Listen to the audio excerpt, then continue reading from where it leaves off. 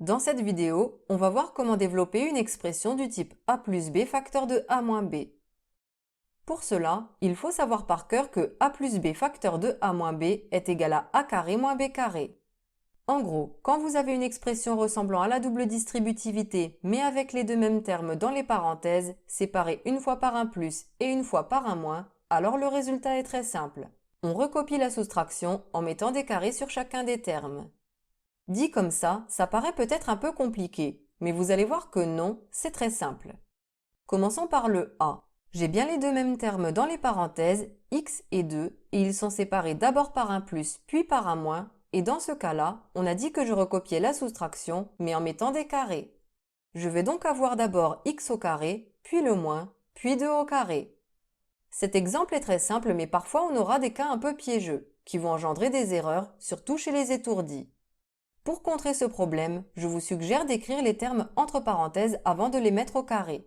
Vous verrez pourquoi avec le calcul b. Il ne reste plus qu'à calculer les carrés. X au carré, ça reste x carré, j'enlève les parenthèses qui étaient donc inutiles. Et 2 au carré, ça fait 4. C'est fini pour le a, on passe au b.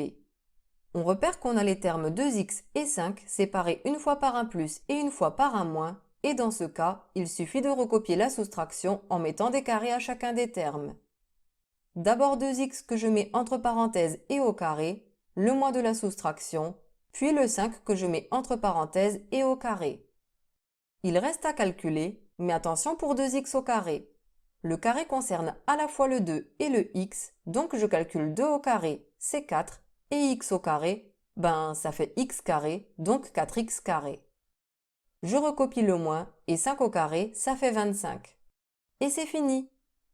Maintenant, je vous montre l'erreur à ne surtout pas faire. Si vous ne mettez pas de parenthèse autour de 2x, c'est faux car le carré ne concerne dans ce cas que le x, alors qu'on voulait mettre tout le terme 2x au carré, donc parenthèse obligatoire. Regardez, ce calcul donne 2x carré moins 25 au lieu de 4x carré moins 25. Pour ceux qui sont à l'aise, je vous explique quand mettre des parenthèses.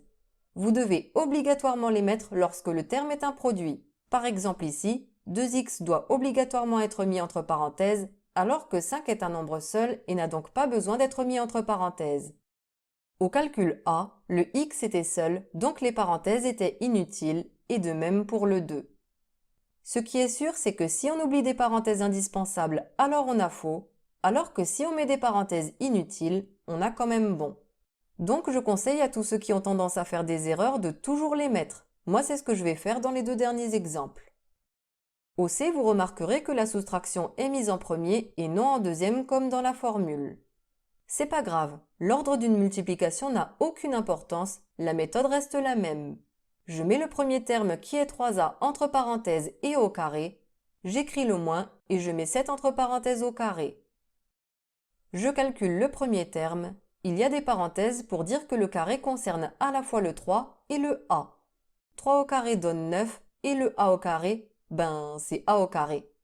Je recopie le moins et 7 au carré, c'est 49. C'est fini.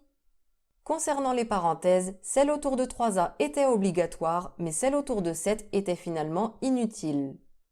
Je termine rapidement avec le d, ça donne 1 au carré moins 5x au carré, sans oublier les parenthèses. Et en calculant, ça donne 1 moins 25x carré. Et voilà, c'est terminé.